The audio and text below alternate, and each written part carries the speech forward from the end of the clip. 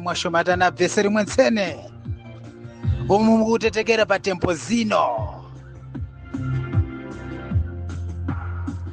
tikugumana pomwe mu purogirama yathu yomwe tipashemera iyo dziwani aimbi wanu dziwani makantoli ano. Lero lino ndinilewalewa na chinyungwe basi ndoga zatinoita izo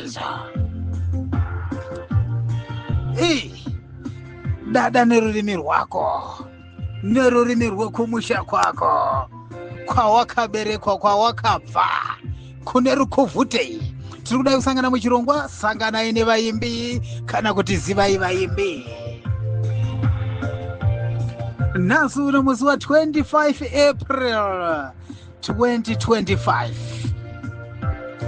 Nhasi uno tine nyanzvi mai vedu hanzvadzi yedu Sister Shanangurai. Tichanzwa kuti ko vanga vachimboridzira kupi.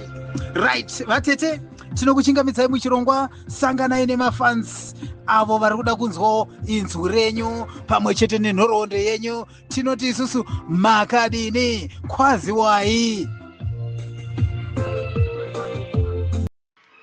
Zita rangu ndinoitwa Tete Shanangurai Gwama.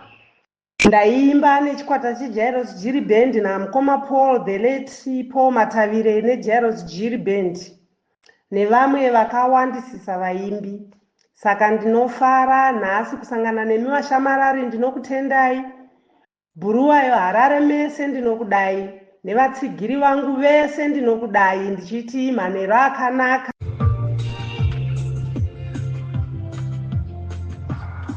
Uya muzake udhadhe wetu uShanangurai. Right,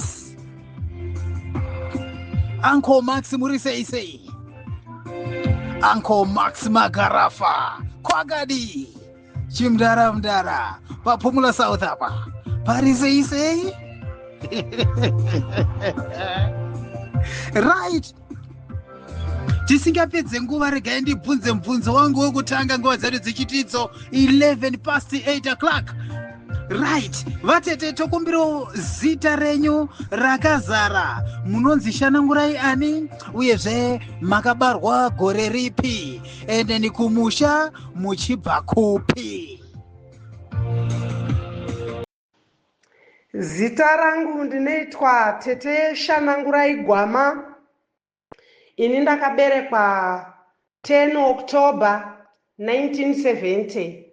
Ndakaberekerwa kuNdanga kuZaka kuJerera ndiko kumusha kwangu ndiko kwandinobva. Right, makorokoto Zaka.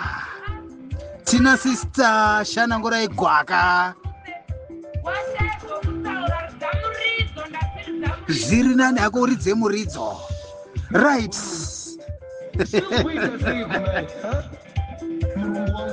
Matsanangurai mimi muchiti makaridza naPaul Matavire uyezve nezvimwe zvikwata zvakasiyana siyana.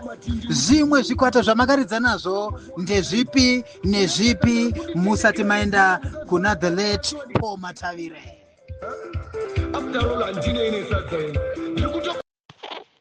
Ndakangoimba neJairos Jiri Band. Yaidedzwa iyo ichinzi Jairos Jiri Band. Zita rayo rakazara rainzi Jairos Jiri Sunrise Kwela Kings Band muna 1987 ndichitanga kujoina band. Ndokubva yazongonzi Jairos Jiri Band ndobva yashotenwa. Ndokubva Paul Matavire paakasungwa azoburitswa ndopatakaumba Hit Machine. Nditoriwo founder band member ye Hot Machine. Kwai mushini unopisa time yaakabva kuJeri asungwa na the late Peter Mabvuwa drama kwachiundura uko.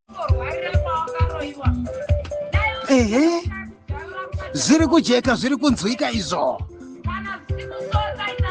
Sister Alice Mafala Mashomatane Mwashoma bwino ndipo ife tashoma tiri mu program ziva naye nevayimbi right. Makatanga imimi mugorera 1987 kuti muzosangana na Paul Matavire zvakafamba sei, makaziva nakupi, vakakuziva ikupi, endeni pamakatanga kupinda mu studio makatanga nealbum rinonzi kudii kana kuti single inonzi kudii kana muchiri kuirangarira.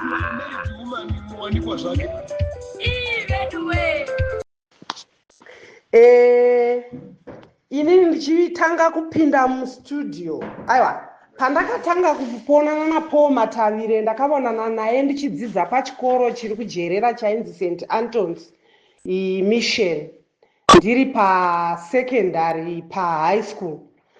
Saka ndazoshairwa mari yechikoro, bhendi rakauya richiridzira ipapo, ndobva ndachitaura naprincipal wangu kuti ini handisisina mari yokuenderera mberi nechikoro.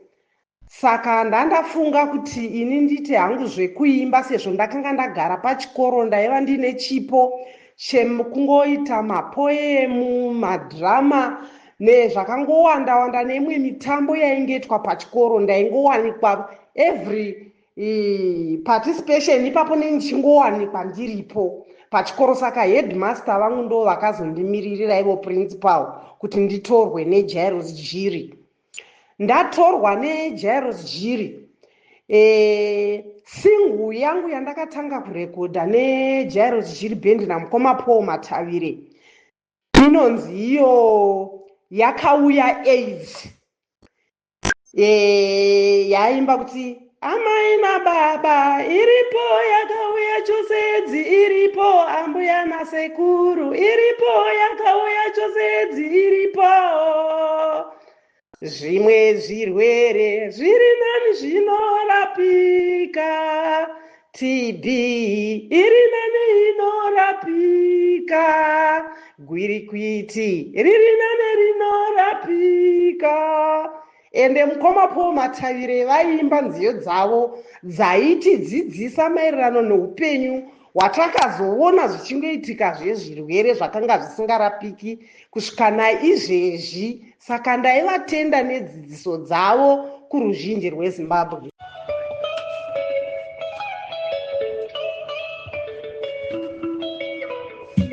Ndinovimba kuti anenze vari kunzwa JP Makwikwi, tinotenda zvikuru nekutevera kwauri kuita chirongwa Superlativo mutsigiri mukuru. Tinokutenda chose. Tumirai maemojis enyu ndimaone, ndione kuti chokwadi muri kufarira chirongwa.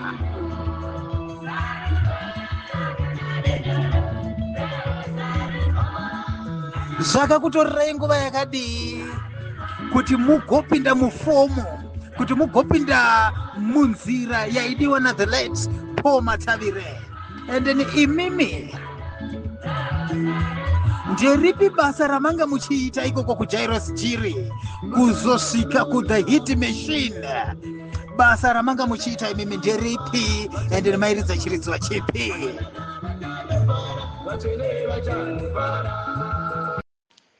Ini hazvina kunditorera nguva, sezvo ndambotaura mumashure mokuti ndakagara ndine chipo, kana naizvezvi chipo ichi hazvina kupera. Ndakatora 3 days kuti ndigone kutotamba nekuimba dzimwe nziyo, vana nhamo yousavi, vana dhaina dhaina, vana chando chinouraya, ndakadzisvika dzakarekodwa kudhara. Saka taingodziimba sezvo mukoma Paul Matavire dzadziri dzavo. Ndodzandakatangawo kudzidziswa tichizopuractiza iyo yakauya AIDS yandiri kutaura nezvayo, nemamwe maalbums akazotevera akati one day. Ndakangoti tichibva paSt Antony pandaidzidza pandakatorwa, takatevera pajerera beer hall, ndobva tazodzika kwaChivamba. Ndakaswera ndichitodzidziswa mumanheru, ndakanga ndatowo pastage. Vanhu vandaishanda navo vasikana taiva tiri 5. ava vamwe vana vandakasangana variko vakanga vakati kurei mbichana kwandiri, saka ini ndaiswa pakati pavo, vaviri kuruboshwe vaviri kurudyi, ini ndiri pakati. Saka vanhu vakabva vatanga kufara because vaiziva kuti ini ndaiva ndiri chizvarwa chenzvimbo iyeyo. Saka vaitotevera vachida kuona kuti ini ndiri kupatisipetawo sei pandatorwa pabhendi iri. Zvinova zvinhu zvakafadzawo. Kana izvozvi iyi nditoriona mamwe mafanzi anenge achitondifarira ari kuda kuteerera zveshuwa mukoma.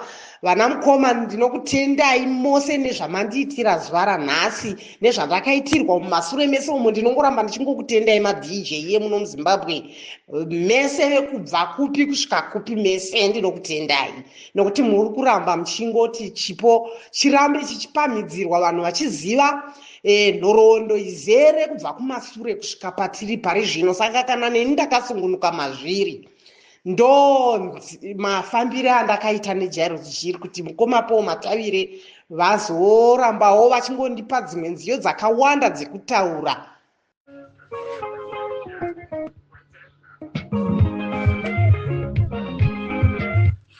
Song yandiri kusimudza yanditika ndo single track yekutangisisa yaSisi Shanangurai vadanwa naPaul Matavire. Iyo song inonziyo yakauya AIDS. Chiteerera unzwe nekuti dzese nziyo idzo dzidzi tinadzo takadzichengeta. Teerera unzwe.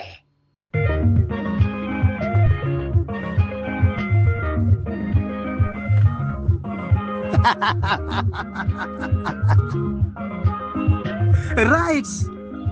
Zvanzi pane mubvunzo wandasiyirira wanda ndichifana kuti ndibvunze. Baba vedu Knowledge Kunenyati vakatsigira pachirongo vakadengezera mwacho mabwanji abambo. Zvanzi DJ Maheu ndiri kufara chaizvo madana Sister Shanangurai. Aiwa, ndakateerera mwanangu ndikati aiwa, sando dzenyu baba Knowledge Kunenyate, baba handishaye. Sisi rega ndikudzorei kumashure zvishoma. Zvanziko makawanikwa here uyezve mhuri yenyu yakakura sei? Endeni rega ndifambire mberi nemibvunzo. Mumwe mubvunzo unotevera, muriko kuJairos Jiri kana kuThe Hit Machine, pane here nziyo dzimwe dzamanga muchinyoravo muchibatsirana naMushakabvu Paul Matavire? Ndinokutendai mukoma nemibvunzo iri kubvunzwa nevanhu, ende ndinozvitenda nokuti vanenge vachikumbira kuziva chokwadi. Ini ndakanga ndiri mukadzi waPeter Mabvuwa, drama airidzana Paul Matavire. Saka vakashayikawo kuna 1996 muna Mei vari kuBulawayo. Saka tine vana vedu vatatu naPeter Mabvuwa naThe Late, but kushaya kwavakaita handina kuzomboroorwa futi. Ndakabva ndangogara samai ndichichengeta vana vandakasiyirwa neMushakabvu, nokuti vana vanoda mubereki uripo uchivhumbamira mhuri yako. Saka naizvozvi vana ivavo ndinavo zvangu kuno kwandiri.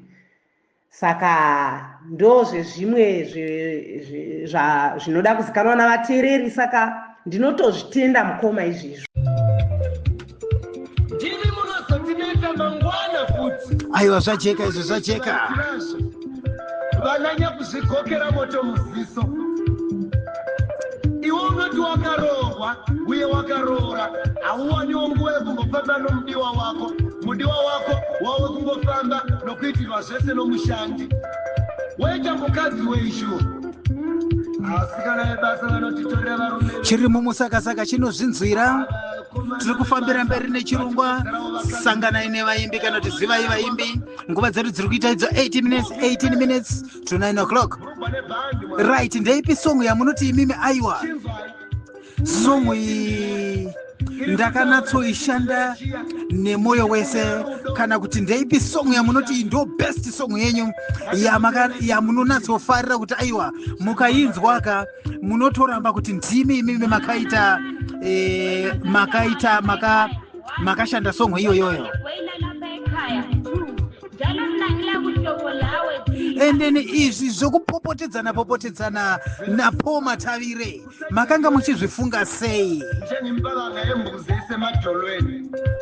Mubvunzo wechitatu ndewekutiwo kubva muShakabvu atisiya pane here zvimwe zvikwata zvamakashanda nazvo?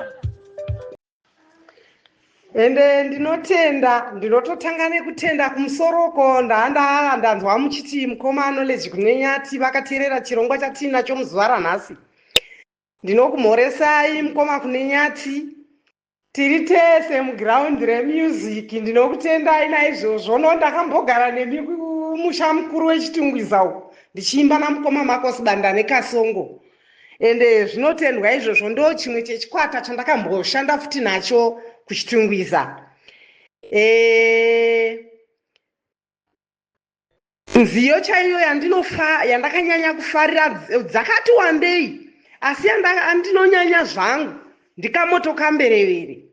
Ndini ndaitaurwa kunzi nhai mai wedze, pandakati maidiwo kundiudzawo nhai baba awedze, pandaitaura nezvekuti murume chikwama chemari chisingachengeteswi munhu wese wese kunyangwe weropa chaiye. Koma idiwo kundiudza nhai baba awedze. Zvikanzi kukuudza ingava indisiya wani nemuramu uchiti ndichamboendesa mbeu kumusha mukoma po vakanga vaine chipo. Zvinhu zvese zvandaitaura ndichivabheka mukutaura ndivo vaindidzidzisa. Vaiti ndinyore pasi nziyo dzataita sesketch kutaura tichiekita. Kana ari malife shows taitonyatsokutoita poem dzacho idzodzi dzekutaura idzi tichitoita kutoekita, tichiekitira mafanzi anenge apinda mubhendi kuti vanyanye kufarira bhendi ramukoma Paul Matavire, nokuti yakanga iri nyanzvi yeZimbabwe. Takanga tiine chipo chakanyanya kubva kuna mukoma Paul Matavire, plus iwo zvese munhu akanga asingavoni. Ndo zvimwe zvezvinhu zvatairarama namukoma Paul Matavire. Vaingoti ndaroteswa wototi mainini Shanangurai, tolai bhiro nepepa, pane zvandiri kuda kuti mugozotaura panziyo yangu. Ondidzidzisa iye manyorerwe, mapindurire andinenge ndichizoita panziyo yaanenge ako. Kamoto kamberevere ndo yamakatanga nayo. Right. Ndichaikwapaidza hangu. Asi mubvunzo wangu ndio kudaiso. Ndandichiti inini kana muchinge mazoya pachirongwa ndoda kuzobvunza kuti ko aipopota pasongo uyu ndiani?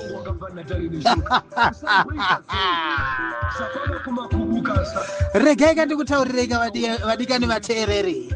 Songo itori national anthem kwandiri kana ndavakuridza Paul Matavire. Right, sisi tambobvunza isusu tichiti ko pondo chete yokutenga zafinya like someone who is suffering from TB. Kubva Paul Matavire ashaika, pane here zvimwe zvikwata zvamakamboridza nazvo? Uyezve Paul Matavire aiti kana achinge afunga rwiyo aiita zvekuita sei? Aiita zvokukupai kuti mimugonyora pasi here? And then zviridzwa zvake aizvironga sei? Nziyo dzake Paul Matavire aimbozvifambisa sei kuti agoti aiwa iko zvinhu zvingatipindei mustudio?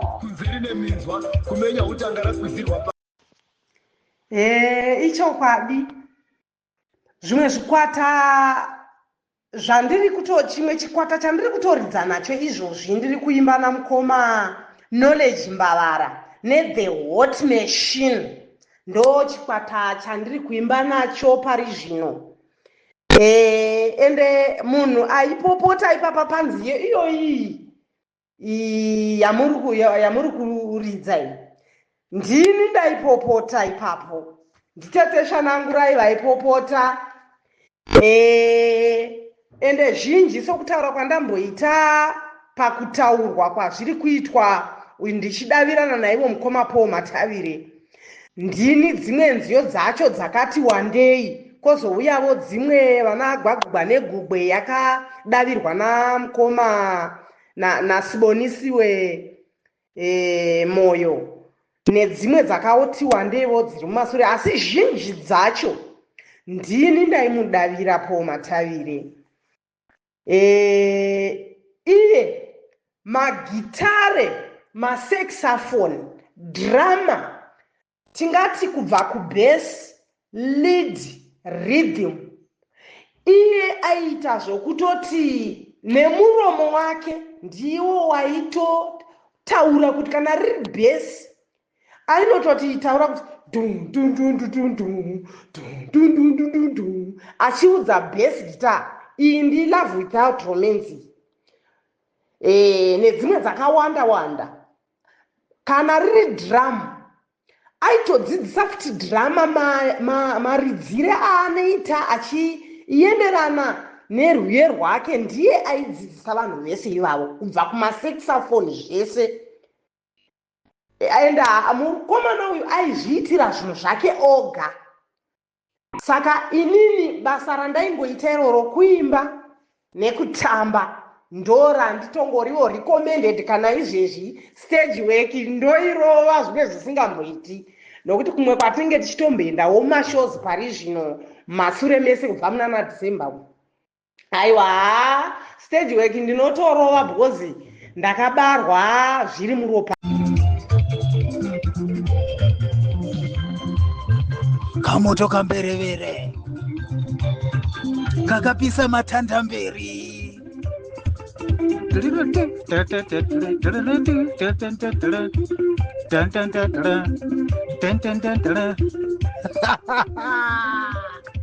Kana wangosingaziziva kuti nini ndinopisa ameno hako, chigara watongoziziva izvezvi kuti nini ndinopisa.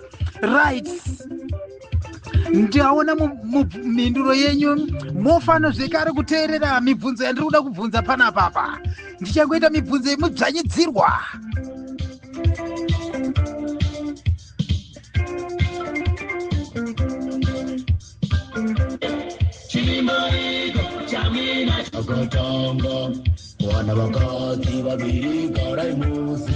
Right, ndivanani vamakashanda navo kuJairos Jiro vamakatanga kushanda navo? Question number 2, ko vana chamunorwa nebeta makamboridzawo navo here? Mubvunzo wechitatu, kukaSongo Band ndiani akanga achitungamirira kaSongo Band panguva yacho? Panga paita split here kana kuti panga paine original kaSongo Band? Question number 4, mupabatisise ipapapo. Pamakasvika kuJairos Jiro vamakasvikira varipo ndivanani? Ende makasvika here muchiita take over muri imimi? Izvozvi zvekutaura taura izvi. Ndakatanga kushanda naVivian Mulalazi, Liza Mtero, Stemso Moyo, naTracy, Christine Maseko. Ndofunga ndo vandakatanga kushanda navo, but vazhinji vana Dorcas Ruhukwa nana Elizabeth Nguchana nazvino vachivapenyu vatori munyika medu meZimbabwewo, ndove vamwe vaimbi. Nana Sibongile vamwe vari kunyikawo kunana South Africa. Inini mukoma chamunorwa nebeta handina kana kumboshanda navo. Ndakashanda neKasongo ichitungamirirwa namukoma Marcos Banda, ndivo vaitungamirira. Vakanga vasplita mukoma Kete Mchawaya namukoma Knowledge Kunenyati vakanga vabuda pandakashanda kuKasongo Band. Ndo zvimwe zvezvinhu zvandakaitawo mukurarama, ende ndinokutendai vana mukoma nekundikurudzira kuti vaimbi navateereri vedu varambe vachiziva nhoroondo yechokwadi, gwara nemafambiro anenge achiita zvevaimbi vemuno muZimbabwe. Zasiva ndokungoti tinotamba kamuntu kamberevere kakapika matanda mberi 003 matandi umapeka. Right. Amenali ndi makuta ali kumpa nthawi zathu zafika pa 9 o'clock. Tili mu program kubanana ndi woimba ano. Tilipo mpanopo pa DJ Maya Usungura. Kapena kuti music fan. Apo pamene timasonkhanisa oimba osiyana-siyana. Ochoka kungonji asinayi za dziko lino lapansi. Sitiyang'ana nkhope ngakhale chiyani iyayi. Sikanzi DJ achibwena ayayaya muri kusipaka. Ndikati wangu usingezivere iwewe. Ndakanyanya.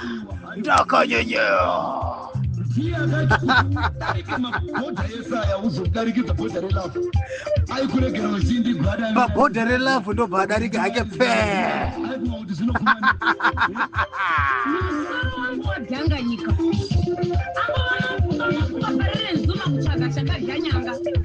Imbotitsanangurira itete zvishoma-shoma kuti ko Matavire kumusha kwake akanga achibva kupi, uyezve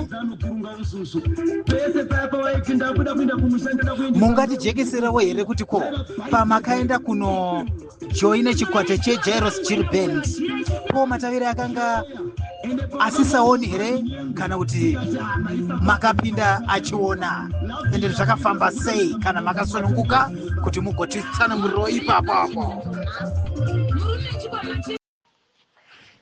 Mukoma Matavire vanobva kumwenezi kwamaranda uko ndo kumusha kwevabereki vavo, asi izvezvi ndakazonzwa zvichinzi kwanzi vava nepurazi parutenga pavakazoshaika vachigara. Vabereki vavo futi izvezvi vese vabereki vavo kubva baba namai vakashaya vamukoma Matavire. Ndo zvimwe zvezvinhu zvandiri kuti ruzhinji rweZimbabwe rwuzive. Matavire ini ndakaimba naye asingaone, achinzi kwanzi ubofu hwake akatanga kuita bofu ari grade 2 ari paprimary school, ndokuzongotanga kuita zvekuimba asisaone. Ndo ruzivo rwandinarwo.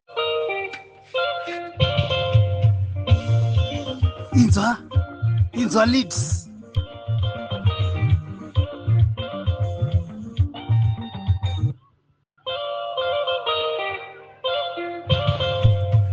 Chipuka iwewe ndipo memwenje.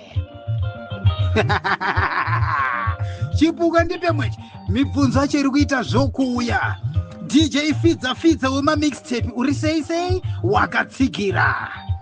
Zindua muimbi zvekare uyo akatsigira zviri sei. Superlative ndakudzokorora. DJ Komporo Shumba ndiri kukuona, HB Clever ndiri kukuona, sando dzenyu kuti mese muri kutumira ma-emojis. Right, ndodiniko na 1:15 tichange taakuvhara chirongwa chedu. Otherwise pandoda kapati 2.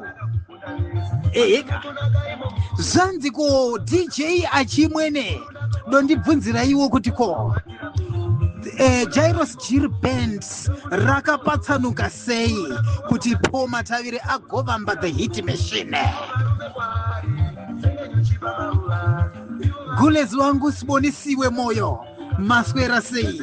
Ndakudzosa zvekare muno ndaona kuti aiwaka ndimika ve Jairos Jiri and the hit machine yacho pamwe chete.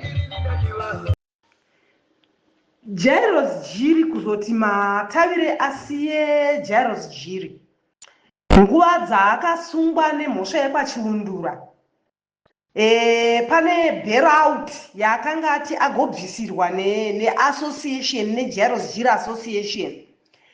Saka ndofunga association yakatadza kumubhadharira bailout kuti aone kuti mhosva yakwe yakanga nzi yerepi aita kwachiundura igone kundotongwa zvakanaka.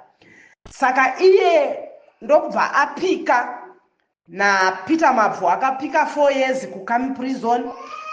Iye Paul Matavire akapika kuHarare Central. Saka abuda ndopatakaumba chikwata cheHit Machine. Saka ndomabudira akaita Paul Matavire kubva kuJairos Jiri Band achienda kuHit Machine.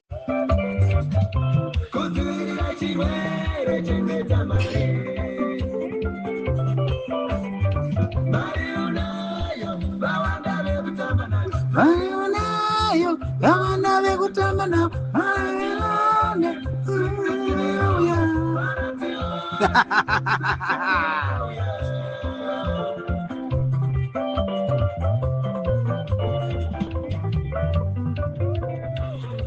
ndiye wandiri kuona uyu kana kuti ndiri kukanganisa kuona.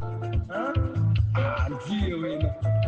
Sweet 16. nderipi shoko ramuri kuda kusiyira nyika yeZimbabwe iri kudai kukunzwai panguva dzino? Shoko guruguru Sokuti tu. Ini ndakasimba semhuka yechirungu.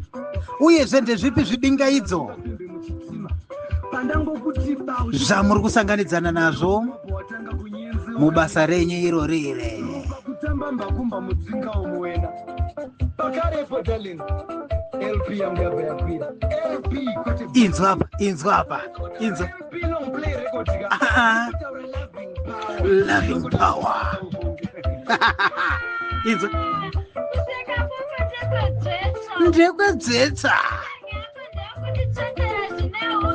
zvine ugevha zvine kahukoronyera so. Ipi yacho.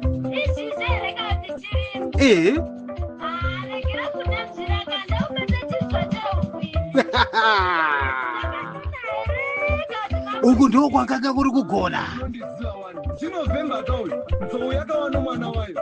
Ehe. Tinonzi vana sadza inovava isu. Tinonzi vana chiramba ruzevha nokuda magetsi. Hatinei kuti gore rinoidhirauti. Yakanaya kana haina. Yedu mvura inonaya mumabhangi. Yes. Madhora namasenzi. Mangu mumunda ine hamupfuruke dzasti panika minda yavamwe vanhu. Aiwa. Wangu munda uri musupermarket. Ahunzwe. Ini chekutanga ndinotanga kutenda madj edu ose ivo vashamarari vedu vose munoita maprograms okutikurudzira isu sevaimbi kuti tirambe tichizikanwa nhoroondo kwatakabva nepatiri, kana kune vakashayika, kune vanenge vari vapenyu saizvezvi, ndinenge ndichikwanisawo kuti nditsanangure pandinoziva napo nhoroondo pakatangirawo pandakatangira kupinda mumusic. Ndokwanisa kuudzawo vateereri kuti vakwanise kuziva chokwadi chenhoroondo yemabhendi yebhendi reJairos Jiri semamirira rakanga rakaitana mukoma Paul Matavire. Ende ndandichikumbirisa futi kuti isu sevaimbi tikwanise kusimudzirana nokutsigirana. Tinoziva kuti tose titori nevatsigiri muZimbabwe munomu vakawanda. Ende rambai muchititsigira zvakanyanya sevaimbi, muchitisumudziravo, muchitisapota. Ndinotenda chaizvo nenhoroondo yataita muzuva ranhasi. Ndinokutendai nevatsigiri vangu.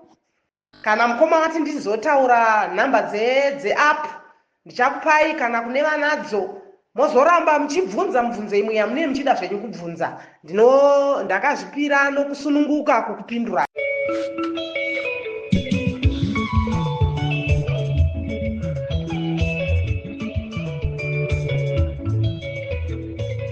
Takamirira shoko renyu rekugumisira. nguva dzedu dzasvikaedza pana 16 past 9 kiroko.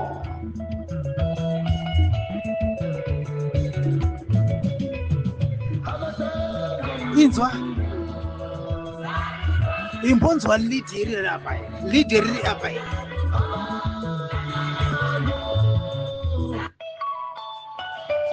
Ndanzwa Makuseni DJ Chibhukuta achiti ini ndinoteerera lead pamwe chete nebaskita. DJ King Yada uri sei? Ma DJ yese muri sei. Lead guitar nebhasi ndo pane secret yevamwe tese vazhinji vacho.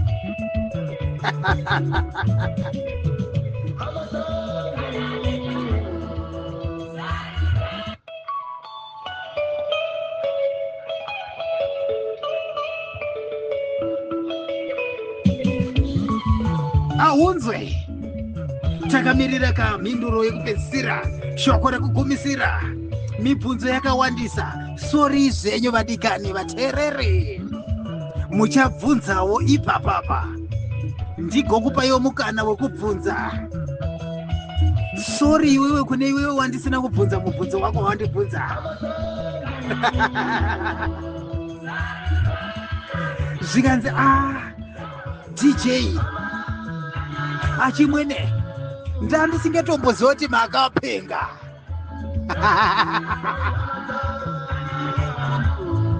Ndandisingazvizivi kuti makapenga.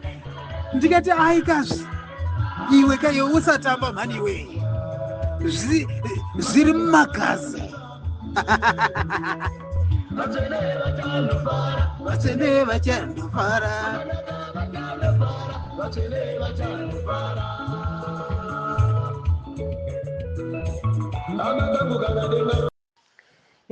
Chekupedzisira mose manga makateerera chirongwa chevaimbi.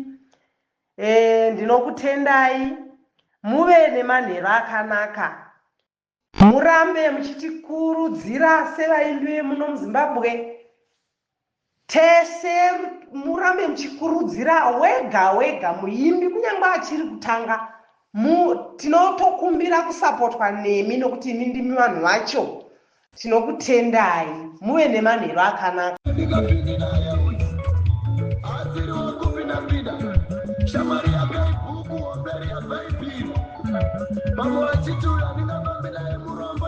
Zikomo kwambiri.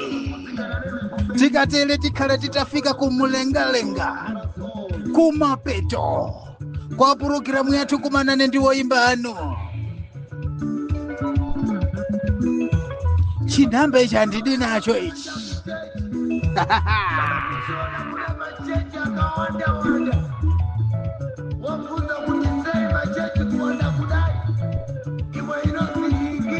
Ndoda kupasande kuvarongi vezvirongwa izvi. Nhasi uno ndanga ndakabatira DJ Engineer Macdonald mkwenyana wami. Lichona njani bakiti? Sesifikile ke emaphethelweni kohlelo yazina abahlabeleli. Namhlanje besihamba nodadewethu uShanangurayi. Lo kade ehamba ke, kade ecula ke, nomuyi uPaul Mathabire and the hit machine. uPaul Mathabire angakaqalisi the hit machine, waqalisa ke neqembu lakhe belibiza lisithiwa ke lithiwa ke Jairus Jiri. Ungamangali ngesindebele senyasaranda, isindebele somjewa.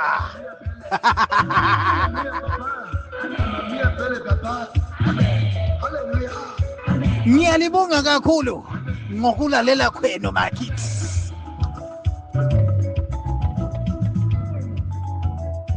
Zikanzi uDJ uyafadza kakhulu. Gombore Shumba.